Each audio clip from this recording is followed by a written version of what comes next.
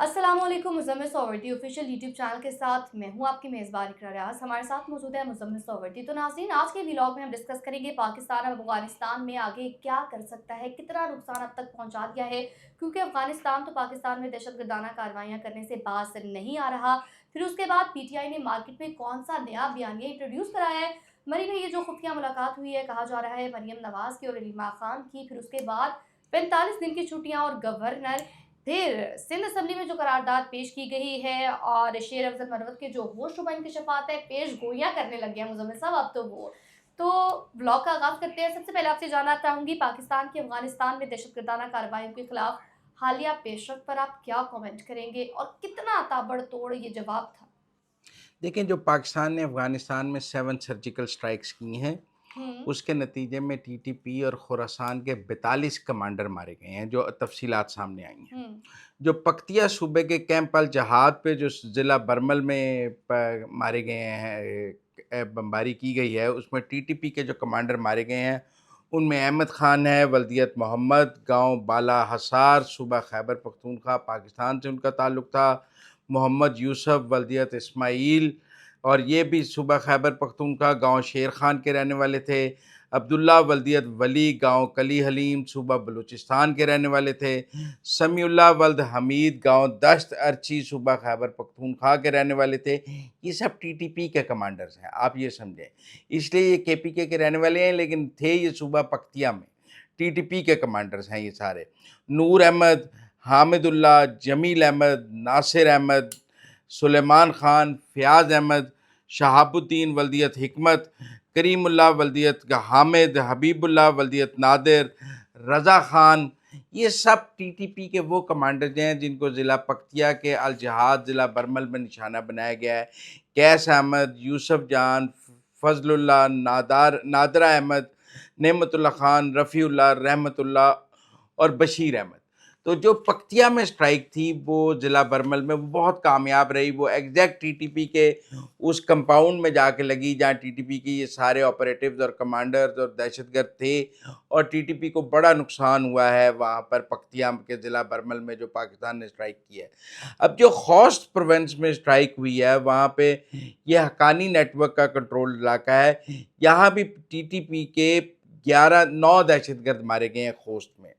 इनमें बिलाल ख़ान है, असदुल्ला हैं, ताहिर हुसैन है, शुएब अहमद है, फ़याज़ ख़ान है, नुमान अहमद है, रहमतुल्लाह है, आरिफ ख़ान है और फ़ारूक अहमद है। ये खोस्त में 9 लोग मारे गए हैं, जिस कंपाउंड को खोस्त में निशाना बनाया गया है। फिर जो नंगरहार में जो खुगियानी में जो कैंप है गनी खेल में, बैसूर डिस्ट्रिक्ट में, वहाँ पर भी 11 दहशतगर्द मारे गए हैं। उनमें जो है जो नेक मोहम्मद सन ऑफ हामिद है, ये पंजवाई कंधार में है। अहमद है सन ऑफ मोहम्मद मिंगोरा स्वात के हैं। फ़ज़ल अहमद सन ऑफ रहमत कलाम स्वात से ताल्लुक़ है। नासिर सन ऑफ करीम बरमल खैबर से ताल्लुक़ है। हबीब वल्दियत वली मीरान शाह के रहने वाले हैं। शफीक जो वल्दियत नेमत है और ये डाकलान बहावलपुर का रहने वाला है। समी जो है वो नादिर का बेटा है और सांगला डेरा गाजी खां का रहने वाला है। करीम सन ऑफ हामिद बन्नू खैबर पख्तूनख्वा का रहने वाला है। रफ़ीक सन ऑफ अब्दुल्ला कला सवात का रहने वाला है। नेमत सन ऑफ फरीद जो है वो ढाकी नॉर्थ वजीरिस्तान का है। और यासिर जो है वो सन ऑफ रहमत मीरान शाह नॉर्थ वजीरिस्तान का है। हम्म। तो ये तो टीटीपी के वो कमांडर्स हैं जिनकी हलाकत टीटीपी भी कबूल कर रही है, जी। और वो इस बात की तस्दीक कर रहे हैं कि ये हमारे लोग मारे गए हैं। ये अब रहते शहरी इलाकों में हैं या अपनी फैमिलीज़ के साथ हैं, वो एक अलग बात है। लेकिन जो पाकिस्तान ने स्ट्राइक्स की हैं वो बड़ी प्रिसाइस हैं, और उसके नतीजे में टीटीपी की कमर टूटी है और उनके एग्जैक्ट कंपाउंड्स को निशाना बनाया गया है। ये पता लगा है कि पाकिस्तान वहाँ पर ह्यूमन इंटेलिजेंस से चिप्स गिराई गई थी। पहले वहाँ चिप्स मौजूद थी जो सिग्नल दे रही थी कि ये घर जो है ये टीटीपी का है। वो सिग्नल्स के ऊपर जाके जो है वो मिसाइल्स और बॉम्ब मारे गए हैं। एग्जैक्ट लोकेशन पता थी कि किस घर में मारना है, किस कंपाउंड में मारना है, और वो जो जीपीआरएस सिग्नल थे वो उस घर से पाकिस्तान के जहाज़ों को मिल रहे थे, اور ان کو پھر ان گھروں کو ان جی پی آر ایس سگنل پہ سمس کے نشانوں پر بنایا گیا ہے، مارا گیا ہے۔ تو یہ بہت ایکٹیو ہیومن انٹیلیجنس، وہاں پر ہم نے چپس لانچ کی ہوئی تھی، پاکستان نے ان چپس کے سگنل سے پکڑ کے مارا گیا ہے۔ تو کافی بھاری نقصان ہوا ہے افغانستان میں، ٹی ٹی پی کا، آئی ایس کا اور سب کا۔ ابھی بی ایل اے کا کوئی نقصان سامنے نہیں آیا ہے، بی ایل اے کے ٹارگٹس نہیں تھے، یہ ٹی ٹی پی اور آئی ایس کے ٹارگٹس تھے۔ مزمل صاحب، بارڈر پار سے ہونے والی دہشت گردانہ کارروائیوں کے لیے حالیہ جو اسٹرائکس ہے، حالیہ پیش رفت ہے، یہ مور دین انف ہے یا پاکستان کو فیلڈ مارشل کی قیادت میں بطور ہارڈ اسٹیٹ مزید لگاتار مؤثر سخت جواب ابھی دینا ہوگا آگے، اور آپ اس جواب کو آگے کنٹینیو ہوتا ہوا دیکھ رہے ہیں؟ نہیں، میرے خیال میں اگر تو یہ اکیلی یہ کارروائی ہے تو پھر تو بے لذت گناہ ہے۔ اچھا، میں کہوں گا اگر آپ نے یوں ایک دن کرنا تھا تو یہ گناہ بے لذت ہے، نہ اس سے افغان طالبان کو عقل آنی ہے، نہ ہمارے مقاصد حل ہوں گے۔ ہم نے پہلے بھی ایک دن سٹرائک کر کے اس کے بعد سفارتکاری میں چلے گئے تھے، آپ کو پتہ ہے اس کے نتیجے میں جو ہمیں ہیومن انٹیلیجنس موجود بھی تھی وہ لوز ہو گئی، کیونکہ انہوں نے اپنے ٹھکانے بدل لیے۔ تو اب جو ہم نے انٹیلیجنس یوز کی ہے یا ہے، تو ہمیں اس کو ایک مسلسل عمل بنانا چاہیے۔ میں تو پاکستان کی جو میری آج جتنے لوگوں سے بات ہوئی ہے، جو میں نے پبلک پلس حاصل کرنے کی کوشش کی ہے، پبلک پلس یہ ہے کہ روزانہ رات کو بمباری کی جائے۔ وہ کہتے ہیں کوئی ناغہ نہیں ہونا چاہیے، اور میں یہ نہیں کہتا آپ روزانہ رات کو بمباری کریں یا ڈیلی کرنا شروع کر دیں، لیکن ایک کنٹینیوٹی نظر آنی چاہیے، اور اس کا ایک تسلسل ہونا چاہیے، اس کا ایک وار گیم ہونی چاہیے، ایک روڈ میپ ہونا چاہیے، ایک ٹارگٹ اچیومنٹ ہونی چاہیے، اور اس کے کیلکولیٹڈ ریزلٹس پاکستان کی قوم کو نظر آنے چاہیے۔ اگر یہ ون ڈے ایکٹیویٹی تھی جیسے اکتوبر میں کی گئی تو یہ فروٹائل ہے، پھر اس کا کوئی فائدہ نہیں ہے، پھر یہ ایک آئی واش ہے۔ آپ کہہ لیں کہ آپ کا ایک کرنل مرا تھا، آپ نے دوسری طرف بمباری کر دی، لوگ کہیں گے فوجی مرتے ہیں تو آپ بدلہ نہیں لیتے، کرنل مرتا ہے تو آپ بدلہ لیتے ہیں، افسروں کے لیے آپ کی اور پالیسی ہے، جوانوں کے لیے اور پالیسی ہے۔ لہٰذا میرے خیال میں آپ کو اس کو چلانا چاہیے، اور اس جب تک ہم اپنے اہداف حاصل نہ کریں یہ سرجیکل سٹرائکس افغانستان پر جاری رہنی چاہیے۔ دیکھیں اب سیز فائر ٹوٹ گیا ہے، اب جو قطر نے سیز فائر کرایا تھا، ترکی نے سیز فائر کرایا تھا، سعودی عرب نے کرایا تھا، چین نے کرایا تھا، یو اے ای نے کرایا تھا، وہ ٹوٹ گیا ہے۔ وہ کہتے ہیں ایک دفعہ ٹوٹا 100 دفعہ ٹوٹا۔ اب ہم نے ایک دفعہ ان کا پریشر جو ہے وہ اپنے گردن سے اتار کر ہم نے سیز فائر توڑ دیا ہے، اب ہمیں اس کو دوبارہ اپنی گردن پر سوار نہیں کرنا چاہیے۔ میری ذاتی رائے میں یہ سٹرائکس جاری رہنی چاہیے، اور زیادہ اگریسولی جاری رہنی چاہیے، جب تک کہ افغان طالبان ہوش کے ناخن نہ لیں۔ اس کو مسلسل کنٹینیوٹی اور تسلسل سے جاری رہنا چاہیے۔ مزمل صاحب، پی ٹی آئی کے سوشل میڈیا پلیٹ فارمز پر فیلڈ مارشل کے خلاف مارکیٹ میں نیا بیانیہ متعارف کروا دیا گیا ہے کہ فیلڈ مارشل افغانستان میں ریجیم چینج چاہتے ہیں اور قوم کو جنگ میں مصروف رکھنا چاہتے ہیں تاکہ اپنی اہمیت بنائے رکھیں۔ اچھا، وہ میرا خیال ہے بھارت کے خلاف بھی یہی کرنا چاہتے تھے کہ وہ مودی کو ہٹانا چاہتے تھے، اس کے بعد سے مودی کے ہٹنے کی باتیں شروع ہو گئی ہیں۔ تو ٹیکنیکلی جو ایک عاصم منیر فوبیا ہے پی ٹی آئی کو۔ میں آپ کو ایک بات بتاؤں، ان کے پی ٹی آئی کے ہوش و حواس پر عاصم منیر سوار ہے۔ وہ آ کر نہ پاکستان کی عوام سے پوچھیں کہ وہ افغانستان پر سٹرائکس پر کتنے خوش ہیں، وہ کے پی میں دیکھیں کہ لوگ دہشت گردی سے کتنے تانگ ہیں، اور وہ کہتے ہیں ان سے ہماری جان چھڑائی جائے۔ میرے خیال میں جو افغانستان کی رجیم کی جو محبت ہے پی ٹی آئی کے دل میں، یا وہ افغان طالبان کی جو محبت ہے پی ٹی آئی کے دل میں، یہ جنرل فیض ڈال کے گئے ہیں، اور جنرل فیض سے فوج نے تو جان چھڑا لی ہے، لیکن پی ٹی آئی آج تک جنرل فیض سے جان نہیں چھڑا سکی ہے۔ جو جنرل فیض جو ہے وہ ان کا مینٹلی دماغ میں وائرس ڈال گئے ہیں، وہ وائرس آج بھی جو ہے وہ ان کے ذہن پہ سوار ہے، اور مجھے ایسا لگتا ہے کہ یہ اس وائرس کی وجہ سے یہ آج بھی افغان طالبان کے حامی ہیں، ورنہ پاکستان کے اندر رائے عامہ بالکل بدل گئی ہے۔ میں مانتا ہوں کہ ایک وقت میں پاکستان میں رائے عامہ افغان طالبان کے حق میں تھی، مگر آج ایوریج پاکستانی، عام پاکستانی افغان طالبان کو اپنا دشمن سمجھتا ہے۔ لہٰذا یہ جو ان کا ہے نا کہ وہاں رجیم چینج کرنا چاہتے ہیں، پاکستان کو وہاں رجیم چینج کرنے کی ضرورت نہیں ہے۔ پاکستان کو وہاں سے اپنے ملک میں ہونے والی دہشت گردی ختم کرنی ہے، وہ چاہے حامد کرزئی کے دور میں ہو رہی تھی، اشرف غنی کے دور میں ہو رہی تھی، یا افغان طالبان کے دور میں ہو رہی تھی، کیونکہ وہ انڈیا سپانسرڈ ہے، اور انڈیا ہر افغان گورنمنٹ کو خرید لیتا ہے، چاہے وہ اشرف غنی کی ہو، چاہے حامد کرزئی کی ہو، چاہے ملا یعقوب کی ہو۔ پاکستان کو اپنے ٹارگٹ سے اچیو کرنے چاہیے. یہ پی ٹی آئی کے پروپیگنڈے پہ زیادہ توجہ نہیں سر دینی وہ تو چاہیے. کہہ رہے ہیں کہ یہ اہمیت بنائے رکھنے کے لیے سب کر رہے ہیں, ابھی تک بھی میں اہمیت کو کیوں نہیں مانتے؟ فیلڈ مارشل تو کہہ رہے ہیں گریٹ فیلڈ مارشل. نہیں میں آپ کو بتاؤں, اہمیت تو اس پوری دیکھیں نا, جو پاکستان کے دوست ممالک ہیں وہ تو کہہ رہے ہیں حملہ نہ کریں, ترکی کہہ رہے ہیں نہ کریں, قطر کہہ رہے ہیں نہ کریں, یو اے ای کہہ رہے ہیں نہ کریں, سعودی عرب کا ڈیلیگیشن وہاں سفارتکاری. پاکستان نے تو سب کو ناراض کر کے یہ حملہ کیا ہے نا. پاکستان نے کہا ہم آپ کی سفارتکاری کو اب نہیں مانتے, ہم حملہ کریں گے. میرے خیال میں یہ اہمیت بنانے کی بات نہیں ہے, یہ پاکستان پر نو کمپرومائز کی سچویشن ہے. جیسے پوری دنیا پاکستان کو کہہ رہی تھی بھارت کو جواب نہ دیں, بھارت آپ سے بہت مضبوط ہے, لیکن فیلڈ مارشل نے بھارت کو جواب دیا, جہاز گرائے. اسی طرح میرا خیال ہے آپ افغانستان پر بھی وہ دنیا کو غلط ثابت کر رہے ہیں اور اپنا جو ہے وہ آگے لے کے چل رہے ہیں. مزمل صاحب, شیر افضل مروت کی جانب سے کہا گیا ہے, پیش گوئی کی گئی ہے کہ ایکس سی ایم کے پی گنڈا پور صاحب جو ہیں وہ دوبارہ مارچ میں واپس آ جائیں گے, اور ابھی جو موجودہ سی ایم کے پی ہیں سہیل آفریدی صاحب, ان کو ڈسمس کر دیا جائے گا. دیکھیں, سہیل آفریدی کی نااہلی کی خبریں تو چل رہی ہیں, اور خود آپ کو پتہ ہے کہ عمران خان کی بہنوں نے بھی سہیل آفریدی کو کہا ہے کہ آپ کو ہٹانے کے لیے ہم سے بات کی جا رہی ہے. تو ایک طرف نااہلی ہے, ایک طرف پی ٹی آئی کے اندر بھی سہیل آفریدی کے خلاف لابنگ ہے. آپ دیکھیں انہوں نے عمران خان رہائی فورس کا اعلان کیا ہے, ساری پی ٹی آئی ان کو پڑ گئی ہے, وہ آج تک اس کی رجسٹریشن شروع نہیں کر سکے. اور میں سمجھتا ہوں کہ سہیل آفریدی پہ پچھلے دنوں یہ بھی الزام آ رہا تھا کہ وہ کور کمانڈر پشاور کو خفیہ طور پر ملے ہیں, اور گنڈا پور کا گروپ سارا ان کو گندا کر رہا تھا کہ ہم ملتے تھے تو آپ ہمارے خلاف پروپیگنڈا کرتے تھے, اب آپ خود مل رہے ہیں. میرے خیال میں سہیل آفریدی مشکل میں ہے. میں سمجھتا ہوں کہ سہیل آفریدی کی وزارت اعلیٰ مشکل میں ہے, اور وہ وزارت اعلیٰ بچانے کی کوشش کر رہے ہیں. وہ اسٹیبلشمنٹ سے بھی بات کر رہے ہیں اور وہ پی ٹی آئی کو بھی راضی رکھنا چاہ رہے ہیں.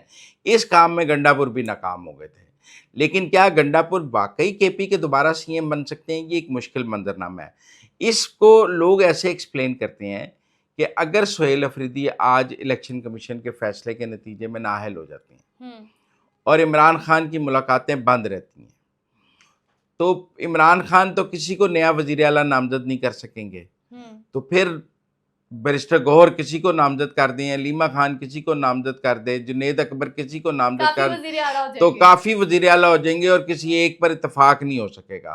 اور اس صورت میں گنڈا پور کے پاس ساؤتھ میں کو 25 ایم پی ہیں وہ کہتے ہیں, تو وہ اس وقت 25 ایم پی اپنے لے کر باقی پی ٹی آئی کو ملا کر ایک بڑے دھڑے کے ساتھ وزیر اعلیٰ بن سکتے ہیں, اور ہو سکتا ہے حکومت جو پی ڈی ایم کا اتحاد ہے وہ بھی انہیں سپورٹ کرتے. تو میں گنڈا پور کی واپسی کو خارج الامکان نہیں قرار دیتا, لیکن کیا مارچ میں ہو جائے گی یہ میں نہیں کہہ سکتا. میرا خیال ہے کہ مارچ سے آگے بھی جا سکتا ہے, اپریل مئی بھی ہو سکتا ہے, لیکن ابھی کیلکولیٹ ہو رہا ہے. ابھی سہیل آفریدی دیکھیں اسٹیبلشمنٹ کو کتنا جیت لیتے ہیں. ہو سکتا ہے اسٹیبلشمنٹ کہے کہ اچھا چلو سہیل آفریدی کو چلاتے ہیں, اب یہ دباؤ میں آ گیا ہے. یہ دیکھنے کی بات ہے کہ سہیل آفریدی اور اسٹیبلشمنٹ کا کہاں سودا ہو رہا ہے. مزمل صاحب, شیر افضل مروت نے ایک اور انکشاف کیا ہے کہ مری میں علیمہ خان کی اور مریم نواز صاحبہ کی ملاقات ہوئی تھی, خفیہ ملاقات, اور جس کیس میں حسان نیازی کو سزا ہوئی اس کیس میں علیمہ خانم کا بیٹا بھی آزاد ہے, لیکن وہ تو آزاد گھوم رہے ہیں. اچھا, یہ بات ٹھیک ہے کہ علیمہ خان کا بیٹا اسی کیس میں برابر کا ملزم ہے. اس نے پتلون پکڑائی اور حسان نیازی نے پتلون لہرائی. اب لوگ یہ سوال کرتے ہیں کہ پتلون پکڑانے والا آزاد ہے اور لہرانے والا قید ہے, تو یہ دوہرا معیار انصاف کیوں ہے؟ اس میں ہی گنڈا پور یہ کہتے ہیں کہ ملٹری ایم آئی نے, ملٹری انٹیلیجنس نے علیمہ خان کے بیٹے کو این آر او لے کے دیا ہے اور ان کو چھڑوایا ہے, اور کہتے ہیں کہ ان کی ایم آئی سے سیٹنگ ہے, آئی ایس آئی سے سیٹنگ نہیں ہے. اب میں نہیں سمجھتا کہ مریم نواز اور علیمہ خان کی کوئی ملاقات ہو سکتی ہے, اور نہ میں سمجھتا ہوں علیمہ خان مریم نواز کو ملیں گی, نہ مریم نواز علیمہ خان کو ملیں گی. یہ کام اسٹیبلشمنٹ کرتی ہے, یہ کام پولیٹیشنز نہیں کرتے ہیں. مطلب اگر علیمہ خان کو اپنے بیٹے کے لیے این آر او چاہیے تو وہ مریم نواز سے نہیں ملیں گی, وہ اسٹیبلشمنٹ میں کسی جرنیل سے ملیں گی, کسی انٹیلیجنس آفیسر سے ملیں گی, اور اپنے بیٹے کے لیے این آر او حاصل کریں گی. انہوں نے اپنے بیٹے کے لیے این آر او حاصل کیا ہے, یہ بات بالکل حقیقت ہے, ہم سب کو پتہ ہے. 24 گھنٹے میں ضمانت ہو گئی, حسان نیازی دی بیل نہیں لگ رہی, انہوں ملٹری کورٹ ٹرائل ہو گیا, علیمہ خان دے پتر دی 24 گھنٹے ضمانت ہو گئی. تو لوگ اس پر سوال ضرور کرتے ہیں کہ میرا مطلب ہے کہ برابر کا جرم ہے جائز سوال ہے. ہاں. لیکن میں مریم نواز سے ملاقات والی بات نہیں مانتا. وہ ایک شاید شیر افضل مروت اسٹیبلشمنٹ کے اس افسر کا نام لینے سے ڈرتے تھے جس سے علیمہ خان کی ملاقات ہوئی ہو, تو انہوں نے مریم نواز کہہ دیا ہے. آپ مریم نواز کی جگہ پراپر نام لیتے وہ تو زیادہ بہتر تھا. مزمل صاحب, صاحبزادہ حامد رضا کے ایکس اکاؤنٹ سے ٹویٹ کیا گیا کہ ان کو جیل میں 111 دن بیت گئے لیکن کوئی ان سے ملنے نہیں آیا.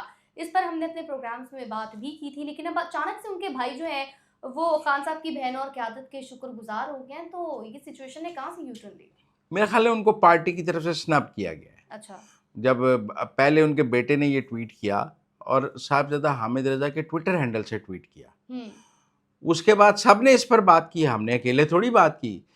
دیکھیں یہ گلا تو کوٹ لکھپت کے قیدی بھی کرتے ہیں کہ ہمیں کوئی نہیں ملنے آتا, یہ گلا صاحبزادہ حامد رضا بھی کرتے ہیں کہ انہیں کوئی ملنے نہیں آ رہا, یہ گلا تو صنم جاوید بھی کرتی ہیں کہ انہیں کوئی ملنے نہیں آتا. یہ گلا تو پی ٹی آئی کے سارے قیدیوں کو ہیں کہ ان کی کوئی باز پرس نہیں کرتا, ان کی کوئی خیریت دریافت نہیں کرتا. خالی صاحبزادہ حامد رضا کو تو یہ گلا نہیں ہے. وہ کہتے ہیں صرف ٹک ٹاک بنانے کے لیے لوگ اڈیالہ کے باہر جاتے ہیں, باقی جگہ تو نہیں جاتے. میرے خیال میں ان کی کھچائی ہوئی ہے بیچاروں کی, پارٹی کے اندر سے ڈسپلیئر ہوگا. اب وہ صاحبزادہ حامد رضا نے کہا ہوگا پہلے میں پارٹی لی قید کٹ رہے ہیں, تسی بار پارٹی ناراض کر دیو میری قید ہی ضائع ہو جائے گی, تو چھڈو کو ملن آندا یا نہیں آندا, پارٹی کو ناراض نہ کرو. آگے بیٹے نے ٹکٹ لینا ہے, خود تو وہ ڈسکوالیفائی ہیں. اب وہ اپنے بیٹے اور ان کے بیٹے اور بھائی میں ٹکٹ کے لیے مقابلہ بھی ہوگا. آپ یہ سمجھیں کہ وہ صاحبزادہ حامد رضا بیٹے کو ٹکٹ دلانا چاہتے ہوں گے, بیٹے کے باپ کے لیے جذبات اور بھی ہوں گے, اور بھائی بھی ٹکٹ لینا چاہتا ہوگا کہ اب بڑا پر آگے سے ہٹ گیا تو اب میری باری ہے, میں لے لیتا ہوں. دونوں صاحبزادہ فضل کریم کے بیٹے ہیں. پہلے صاحبزادہ حامد رضا نے صاحبزادہ فضل کریم کی گدی سنبھالی, اب ان کا بھائی چھوٹا سنبھالنا چاہتا ہوگا. تو یہ خاندانی چپکلش بھی نارمل بات ہے اور پارٹی سے ڈانٹ بھی نارمل بات ہے. سندھ اسمبلی میں قرارداد پیش ہوئی ہے کہ سندھ کو تقسیم نہیں کیا جائے گا. ایک طرف نئے صوبوں کی بات کرتے ہیں تو دوسری طرف پھر یہ قرارداد پیش ہو جاتی ہے. ہو کیا رہا ہے؟ میرا خیال ہے یہ پیپلز پارٹی نے اپنا پتہ کھیلا ہے. اچھا. ان کا مطلب ہے کہ آپ نے پنجاب تقسیم کرنا ہے تو جائیں کریں, آپ نے کے پی تقسیم کرنا ہے تو کریں, آپ نے بلوچستان تقسیم کرنا ہے تو کریں, سندھ تقسیم نہیں ہوگا. اور انہوں نے سندھ اسمبلی سے قرارداد پاس کر کے جو ہے وہ اپنے پتے اسٹیبلشمنٹ کو شو کیے ہیں کہ وہ سندھ پر تو کوئی کمپرومائز کرنے کے لیے تیار نہیں ہے. اور میرے خیال میں اگر سندھ تقسیم نہیں ہو سکتا تو پنجاب کیوں تقسیم ہو, اور اگر سندھ تقسیم نہیں ہو سکتا تو کے پی کیوں تقسیم ہو, اور اگر سندھ تقسیم نہیں ہو سکتا تو پھر بلوچستان کیوں تقسیم ہو, پھر تو سب صوبے یہ رائے لے لیں گے. میرے خیال میں جو نئے صوبے بنانے کا تھا فارمولا وہ اب ڈسٹ بن میں چلا گیا ہے, وہ ردی کی ٹوکری میں چلا گیا ہے, کوڑے دان میں چلا گیا ہے. فی الحال پاکستان میں نئے صوبے بنانے پر کنسنسس نہیں ہے. اسٹیبلشمنٹ کا یہ جو پروجیکٹ تھا یہ بھی جیسے ان کا نہروں والا پروجیکٹ ناکام ہوا ہے ویسے ہی ان کا یہ صوبوں والا پروجیکٹ بھی ناکام ہو گیا. آپ کو پتہ ہے اسٹیبلشمنٹ نہریں بھی بنانا چاہتی تھی گرین انیشیٹو کے تحت, وہ نہریں بھی نہ بن سکیں, اور اب وہ صوبے بنانا چاہتی تھی وہ صوبے بھی نہ بن سکے. تو یہ دوسرا پروجیکٹ ہے جو میں سمجھتا ہوں اسٹیبلشمنٹ کا ڈسٹ بن میں چلا گیا. لیکن میں یہ بتا دوں کہ یہ ڈسٹ بن عارضی ہے. یہ 2029 تک ہے. اسٹیبلشمنٹ کا ذہن بن رہا ہے کہ 2029 کے بعد ایسا سیٹ اپ آنا چاہیے جو یہ سارے کام کرے. اب یہ دیکھنا پڑے گا کہ پیپلز پارٹی اس نئے سیٹ اپ میں اپنے آپ کو دوبارہ کیسے فٹ کرے گی, لیکن فی الحال 2029 تک یہ سارا ڈسٹ بن میں چلا گیا. مزمل صاحب, گورنر سندھ کامران خان ٹیسوری صاحب کیا واقعی 45 دن کی چھٹیوں پر چلے جائیں گے؟ نوٹیفکیشن تو ہر جگہ وائرل ہوا ہے. وہ فیک ہے. اچھا. لیکن یہ ٹھیک ہے کہ وہ ان کے یہ ٹھیک ہے کہ ایم کیو ایم کے اندر بہت اختلافات چل رہے ہیں. آج بیشک خالد مقبول صدیقی اور مصطفیٰ کمال نے اکٹھے پریس کانفرنس کی ہے, لیکن ٹیکنیکل بات یہ ہے کہ خالد مقبول صدیقی اور مصطفیٰ کمال گروپ میں بھی بہت لڑائی ہے, اور فاروق ستار اور کامران ٹسوری اور خالد مصطفیٰ گروپ اور مصطفیٰ کمال تینوں گروپ آپس میں لڑ رہے ہیں. کامران ٹسوری بھی چیئرمین بننا چاہتے ہیں, مصطفیٰ کمال بھی چیئرمین بننا چاہتے ہیں, اور خالد مقبول صدیقی چیئرمین برقرار رہنا چاہتے ہیں. یہ تینوں گروپ جو ہیں اب وہاں چونکہ انٹرا پارٹی الیکشنز کا وقت ہے اور اسٹیبلشمنٹ کے گھوڑے اپنے اپنے ہیں. کامران ٹسوری صاحب بھی اسٹیبلشمنٹ کے گھوڑے ہیں, مصطفیٰ کمال صاحب پر بھی اسٹیبلشمنٹ کا ہاتھ ہے, خالد مقبول صدیقی بھی اسٹیبلشمنٹ کے گھوڑے ہیں. اب پیپلز پارٹی جو ہے وہ کہتے ہیں کہ خالد مقبول صدیقی کو برقرار رکھنا چاہتی ہے کیونکہ وہ چاہتی ہیں, سمجھتے ہیں وہ ایک سافٹ اور کمزور چیئرمین ہے اور وہ پیپلز پارٹی کو ٹف ٹائم نہیں دیتی ہیں. मुस्तफ़ा कमाल का खौफ है। मुस्तफ़ा कमाल से ये खौफ है कि अगर मुस्तफ़ा कमाल चेयरमैन बन गया एमक्यूएम का, तो वो एमक्यूएम को दोबारा जो है वो अवामी सतह पर लेके जाएगा, ग्रास रूट लेवल पर लेके जाएगा और दोबारा अवाम में ले जा सकता है। अल्ताफ़ हुसैन भी नहीं चाहते कि मुस्तफ़ा कमाल बने, वो भी चाहते हैं खालिद मकबूल सिद्दीकी रहे ताकि एक डमी चेयरमैन रहे। ये और कामरान टसोरी चाहते हैं कि मुस्तफ़ा कमाल और खालिद मकबूल की लड़ाई में से वो चेयरमैन बन जाए कंसेंसस। तो ये एक लड़ाई इस वक़्त एमक्यूएम में चल रही है। उस लड़ाई में सरजनिश भी हो रही है, घुसा-मुक्की भी हो रही है, लेकिन अभी इस लड़ाई का कोई फ़ैसला नहीं हुआ। तो नाज़रीन, अब तक के लिए इतना ही। आपसे मुलाकात होगी अगले वीलॉग में। चैनल को लाइक शेयर सब्सक्राइब ज़रूर कीजिएगा। फीडबैक से भी आगाह कीजिएगा। अल्लाह निगहबान।